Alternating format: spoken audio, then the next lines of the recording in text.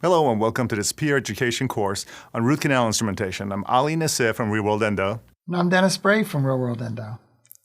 So Dennis, we're talking about root canal instrumentation. We've already covered access, diagnosis, access, some irrigation principles, and now it's time to do the instrumentation. So Ali, let's get started on why do you instrument a root canal? Well, the whole purpose of endodontic therapy is to implement the endodontic triad, which is cleaning, shaping, and disinfection. So our goal always is to completely disinfect and remove and eradicate all microbes that include not just the bacteria, but also, viruses and fungus and so on from inside the root canal. That requires, a certain amount of work. And that is, unfortunately, at the present time, that can't be all done through irrigation. So we need to instrument the canal for specifically the purposes of implementing the endodontic triad, which as it's basically the three-prong has the most important function of cleaning and disinfection of the root canal.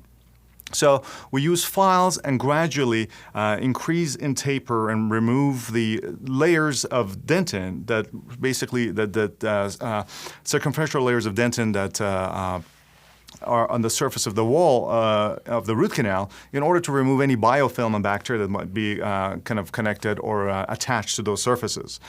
Historically, we have done so with hand instruments. We've now moved on to rotary engine instruments and so on. The purpose is to remove infected dentin, remove debris, remove necrotic tissue, and then also to facilitate both irrigation, so they can put irrigation solutions that are disinfecting down the canal, as well as facilitate obturation, which we also cover in our obturation course.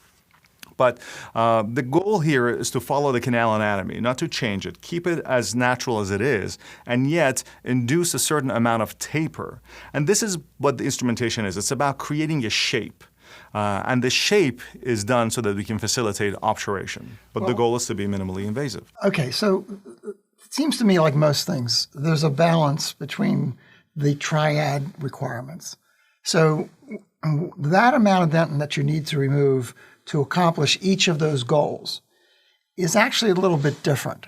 And we've always been looking at a balance between having enough removal of material to facilitate obturation, not overly prepare the canal to weaken the tooth, but at the same time provide the disinfection that needs to be accomplished. Absolutely. So as this process has evolved, we've become much more sophisticated and we've become more ideal in our objectives. And that's what I'd also like to have everyone understand is that although we have always been trying to do these things, we just now in the recent past have really become more aware of trying to balance the requirements. Yeah, just like endodontic access, the key is, the buzz word is minimally invasive. But the question is, what is minimally invasive, right? Because it's kind of, where do you draw the line?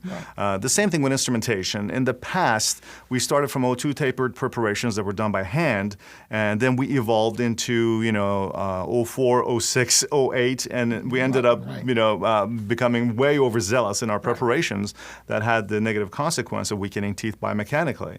So I think we've kind of come back, the pendulum has swung back towards a more reasonable preparation, which we're going to discuss in this course. Great. And hopefully everyone's going to have an understanding of that right equilibrium that we believe is adequate for adequate shaping in order to produce successful results. Okay. So let's come back and take a look at some of the armamentarium that is available for instrumentation. You got it.